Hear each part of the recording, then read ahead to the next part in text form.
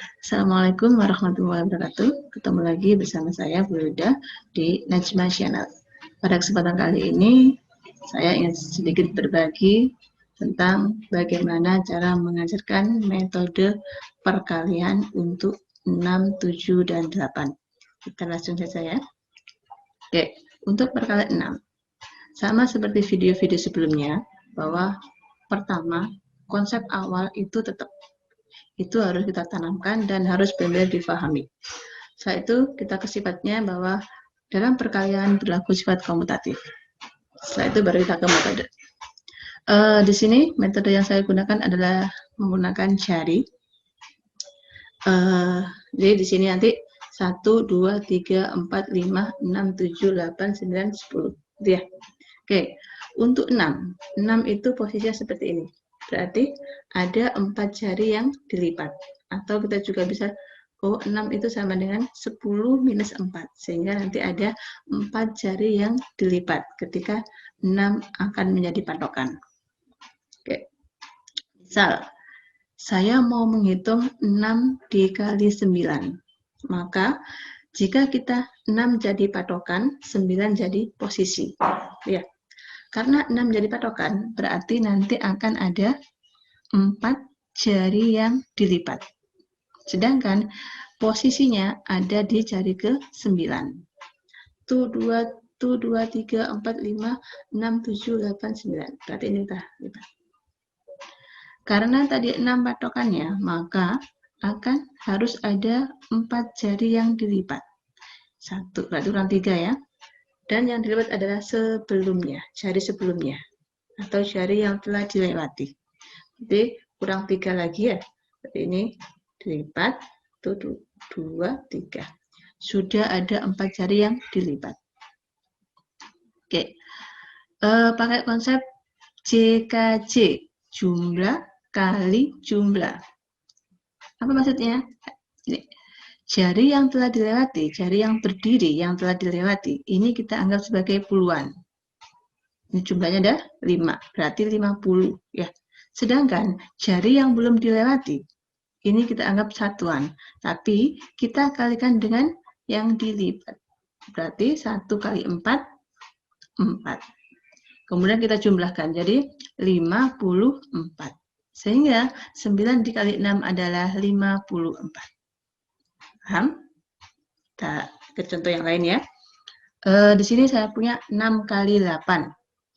Ini kita akan kalau kita hitung pakai konsepnya, berarti kan 8, 8, 6, sehingga sini adalah 48 ya. Kita akan menghitung pakai jari. 6 kali 8, kita patokannya 6, sehingga nanti ada 4 jari yang dilipat.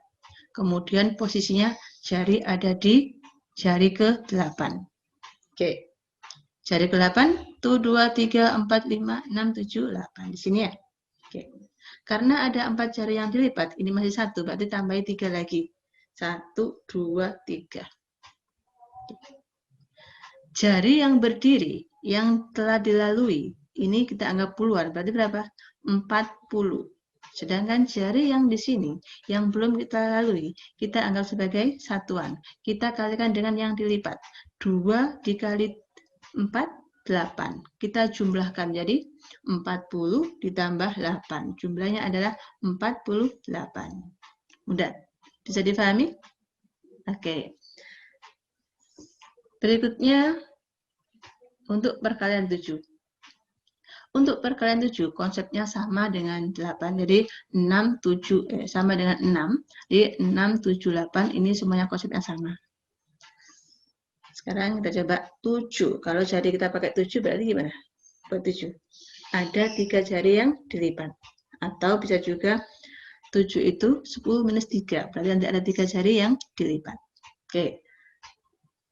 Kemudian misalkan saya pakai 7 kali 8. Di sini saya patokannya 7. 8 sebagai posisi, 7 sebagai patokan. Ya.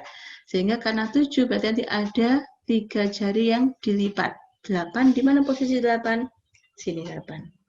Karena ada 3 yang dilipat, maka kurang 2 lagi ya. Tuh, 2. Sudah 3 yang dilipat. Oke. Yang di sini, yang sebelah kanan dari yang atau yang telah dilalui, Ini kita anggap puluhan ya. Jadi ada berapa ini? Ada 50. Sedangkan yang sini kita anggap sebagai satuan. Ada 2. Dikalikan yang dilipat. 2 kali 3. Berapa 2 kali 3? 6. Sehingga kalau dijumlahkan jadi 56. Oke. Bapak Ibu, di perkalian 2 kemarin saya sudah menjelaskan bahwa untuk perkalian 1, 2, 3 diusahakan anak harus hafal. Tujuannya ini, untuk mengalihkan ini supaya mereka bisa. Ketika anak nggak bisa perkalian ini, maka akan kesulitan. Jadi diusahakan semaksimal mungkin 2, 3 itu wajib hafal. Oke. Selanjutnya perkalian 8. Sama, 8 itu kalau kita buat 8 itu gini. Ada 2 yang dilipat. Ya. Oke. Sekarang misalkan 7 kali 8. 7 kali 8 di sini saya ingin memposisikan 8 sebagai patokan, 7 sebagai posisi. Kalau tadi di awal saya memposisikan 7 sebagai patokan, sekarang dibalik ya. 8 sebagai patokannya. Karena 8 sebagai patokan berarti akan ada 2 jari yang dilipat. Dan posisi jari ada di 7. Oke. Oke, siap. Posisi 7 berarti 1, 2, 3, 4, 5, 6, 7. Di sini ya. Karena 8 berarti ada 2 jari yang dilipat. Oke. Sekarang ini berapa? 1, 2, 3, 4, 5. 5. Ini 3. 3 kali 2, 6. 56. Sama ya? Oke. Bagaimana? Mudah? Iya. Ibu-ibu, untuk melancarkan atau supaya anak-anak paham harus memang perkalian, memang harus sering latihan. Oke. Cara yang paling mudah ini tadi adalah salah satu alternatif. Ibu tidak harus menggunakan ini atau bisa juga menggunakan cara-cara yang lainnya.